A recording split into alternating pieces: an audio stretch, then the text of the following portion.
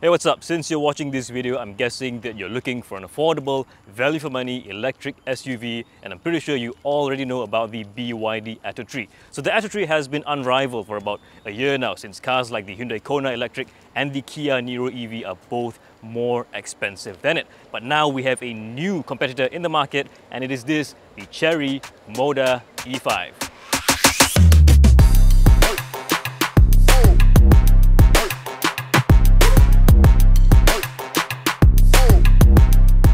So the Omoda E5 is sold in a single variant only, and it costs 146,800 ringgit and has a WLTP range of 430 kilometers.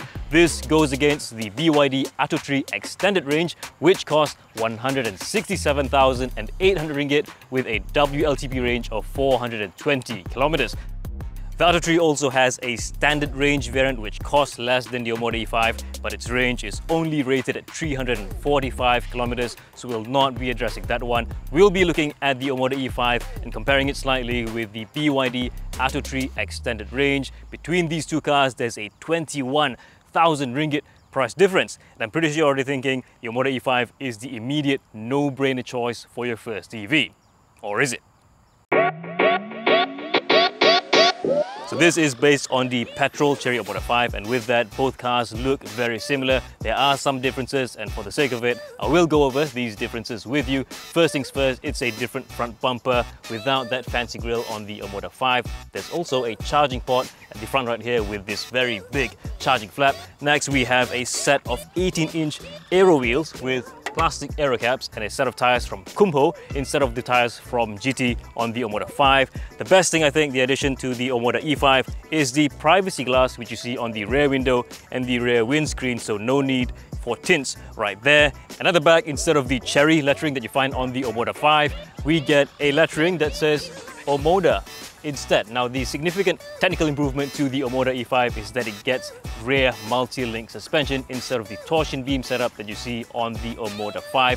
And this suspension, it juts out at the bottom. You can see it together with the battery pack, and it's a similar sight that you see on the Hyundai Kona Electric.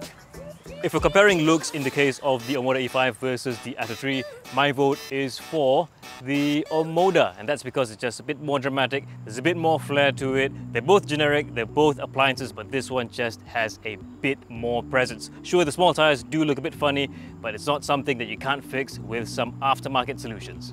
Overall, there are some exterior features of the Omoda E5 that I do appreciate. So there are cornering lights, there are sequential turn signals, and the car has an overall cleaner and simpler look compared to the petrol Omoda E5. Now, what I do think could use some improvement is the charging port of the Omoda E5, and it's not a problem with its position at the front. Cars like the Hyundai Kona, Kia Niro, Nissan Leaf and the Renault Zoe all have their charging ports located at the front as well. The problem is with how it opens. First things first, you can only open it from the inside, and there's no push to eject motion for this flap right here. The next thing you'll notice is just how big this flap is, and the fact that when it's open, it interrupts the range of motion of the hood. Now, this might not look like it matters that much, but it does, because under the hood of the Omoda E5 is a frunk, which is a plus point over the BYD Atto 3. Now look at this. Let's say you're charging, all right? You have a cable right here, and you suddenly remember that you've left something in the frunk that you want to get. You can't really open the hood very easily. You can, but do be mindful that this here is interrupting the hood. You can release it, you can open it, you can access the frunk right here, and once you're done taking your stuff, remember to not slam this hood on this panel right here. You will just break it. So Chery engineers, please make this open sideways or downwards, and you know what? It doesn't have to be this big. Lastly, the Omoda E5 looks bigger than the Atto 3 despite actually being smaller. This is due to its more horizontal design, which elongates its appearance. This helps give the Omoda E5 a bit more presence.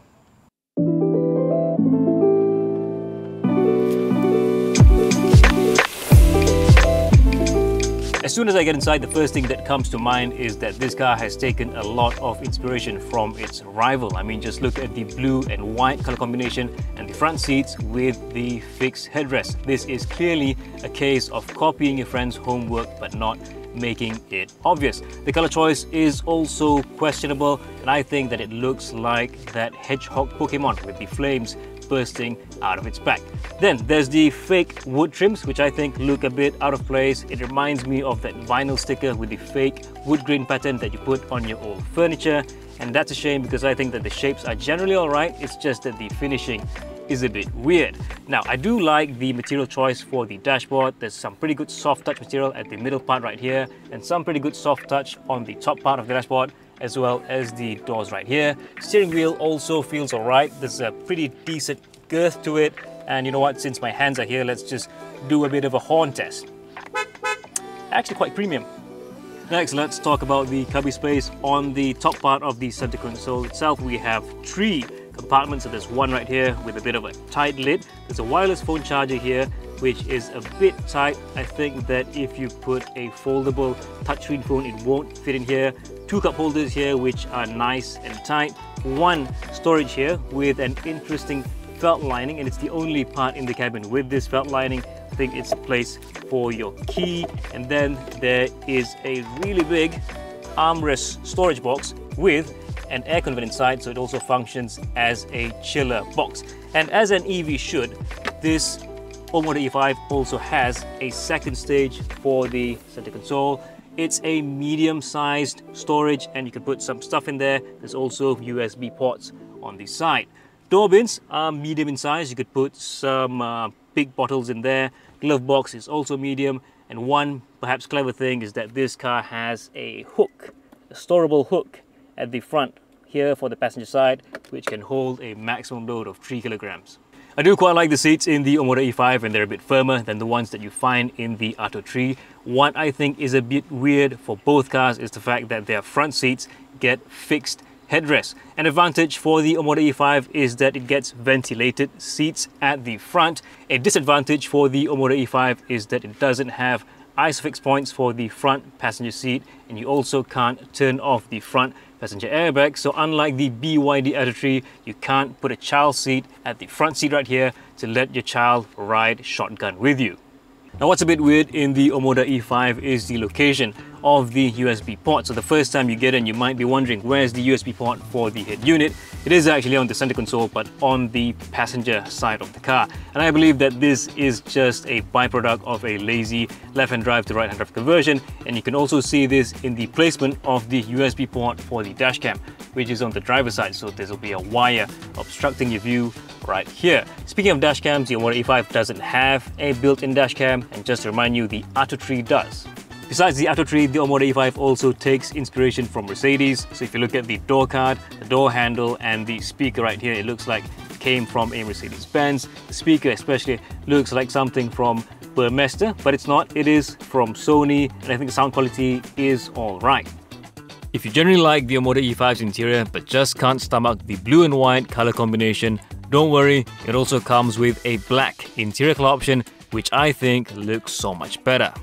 So you'll be able to enjoy some entertainment from the head unit right here. So this is a 10.25-inch head unit. The good thing is that it comes with wireless CarPlay and wireless Android Auto. The car also has a rather comprehensive surround view system. So what I do like about the Omoda E5 surround view is that it doesn't allow for this display after speeds of 30 kilometers an hour. And if you recall, in the Atto 3, this display was made available even at highway speeds, which I think is a bit distracting. I think it's a bit dangerous.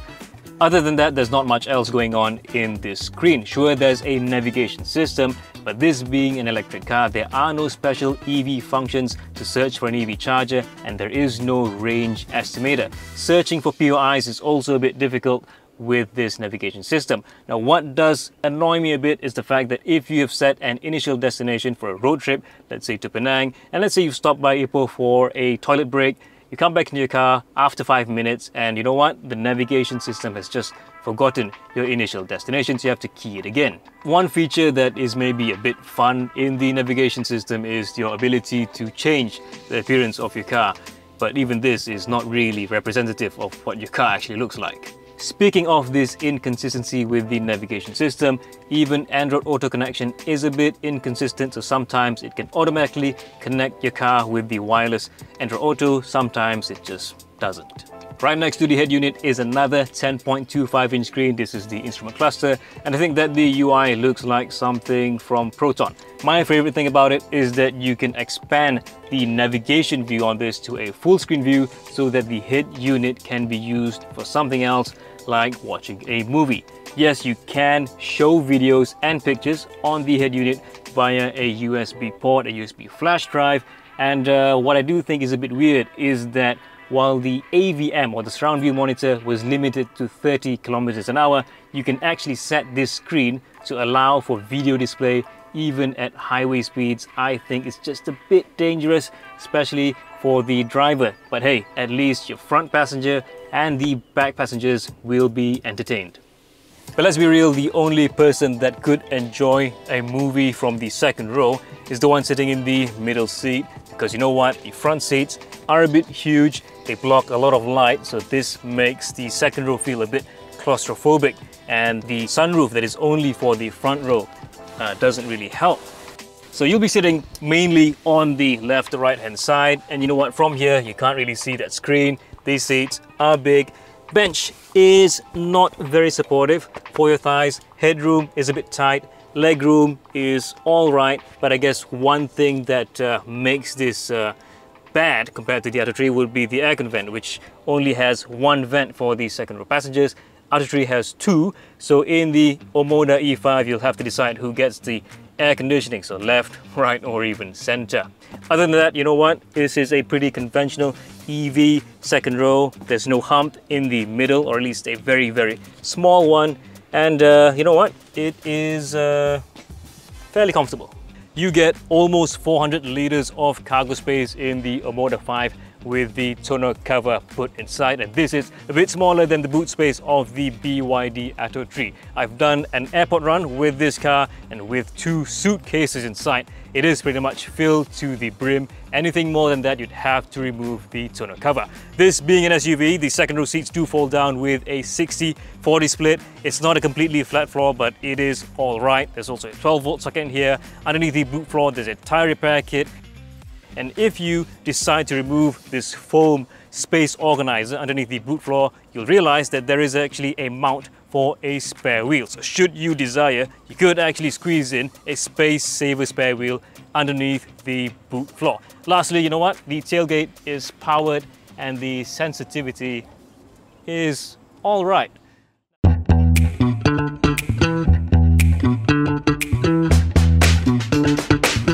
This car makes 150 kilowatts or 204 metric horsepower and 340 Newton meters of torque from a single motor. Front wheel drive setup. Put it right next to the BYD Atto 3, and both cars make the same maximum power, but this one puts out more torque by 30 Newton meters. The Atto 3 is faster in the 0 to 100 acceleration test, doing it in 7.3 seconds. This one does it in 7.6 seconds, so the Omoda E5 is slightly slower. Power delivery is smooth, and I'd say that 150 kilowatts is ample for what it is.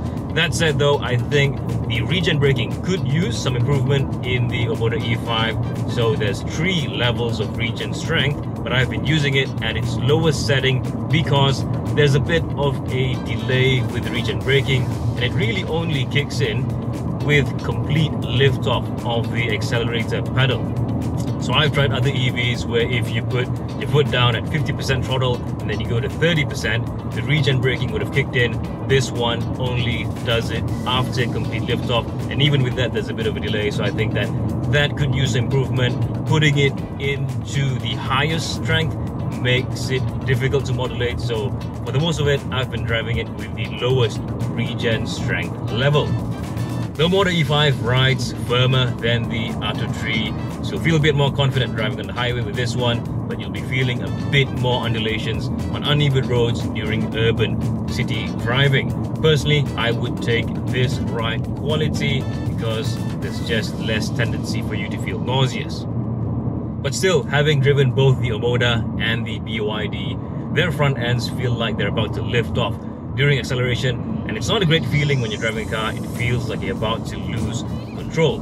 And speaking of that, both cars could use better sets of tires. So this one uses a set from Kumho, and the Atto 3 uses that set of Atlas Batman tires. They struggle for grip, especially during acceleration. So if you're getting either of these cars, you know what, do yourself a favor and get a better set of tires. It's easy to forget that both these normal looking cars make over 200 horsepower and over 300 Newton meters of torque. They deserve a better set of tires. And it's not just a problem with the Atto 3 and the Omoda E5. Even cars like the Hyundai Kona Electric with the set of tires from Nexon, I would say, could use a better set. Just a few more things to complain about. I would prefer if some of the driving controls were not embedded inside the touchscreen. So things like AutoBuzz, the level of the regenerative braking, and the activation of the surround view monitor are all done via the touchscreen. This is distracting. I think that physical buttons would make your life a lot easier. Another distraction is the reflection coming from the screen itself. There's this awkward moment where sometimes you would make eye contact with your reflection, and it's just a distraction. Now let's talk about the good stuff. So I've driven this car for over 400 kilometers. I've done a little bit of a road trip with it, and I'm happy to report that I have zero body aches. So ergonomics in this thing is spot on. The armrest position is good, it's big, firm and supportive. Seats are firm and supportive. Steering wheel girth feels good in your hands. Although there's a bit of a weird angle to it, it's still fairly acceptable. And NVH is also pretty good. You know what? This window right here, both front windows are actually double glazed, so that's a plus point in my books. And just to top things off, there's some fancy things inside here, like the sun visor, which gets a vanity mirror with a magnetic flap. And I think the fun thing about it is that it has this light widget with adjustable warmth setting. So that's a nice touch given the price of the car. At 147,000 ringgit, this comes with ADAS, Advanced Driver Assistance Systems, with things like ACC, LKA, and the whole lot. I'd give credit where it's due. The system is intelligent in terms of recognizing the types of vehicle around it and the types of line markings on the road, but the way that it reacts to this information could be smoother. It could also use more confidence. Now let's talk about the charging experience with the Omoda E5.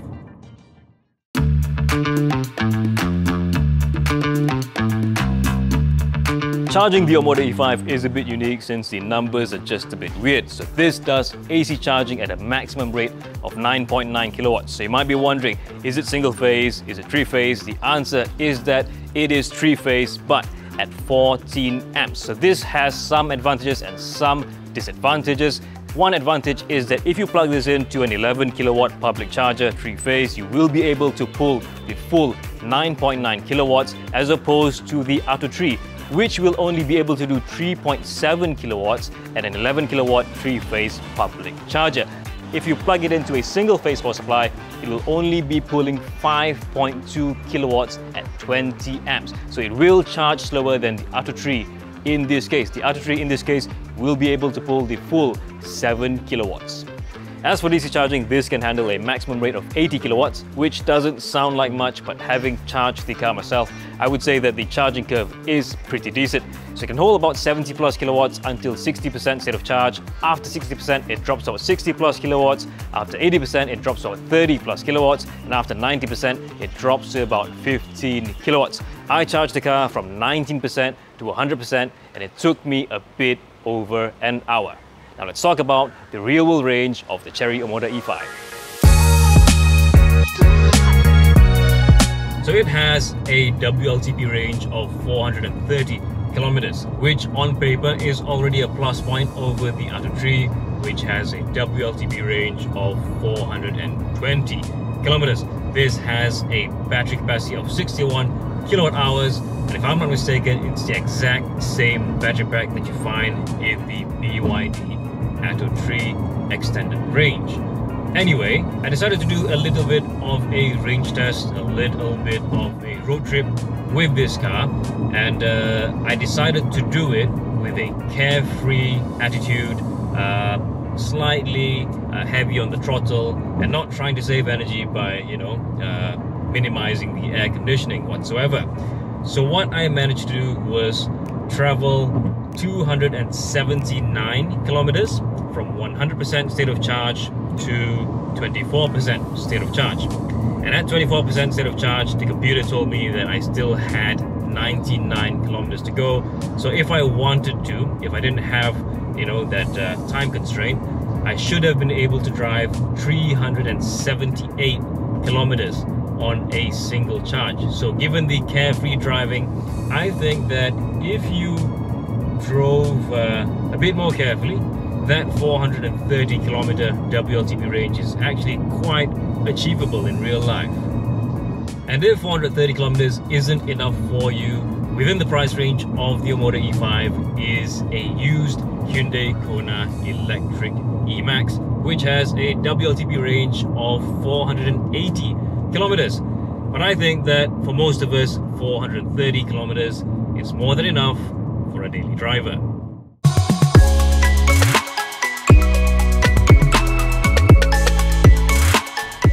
So do I like the Chery Omoda E5? I think that it is a worthy alternative to the BYD Atto 3. I would just get the black interior color option.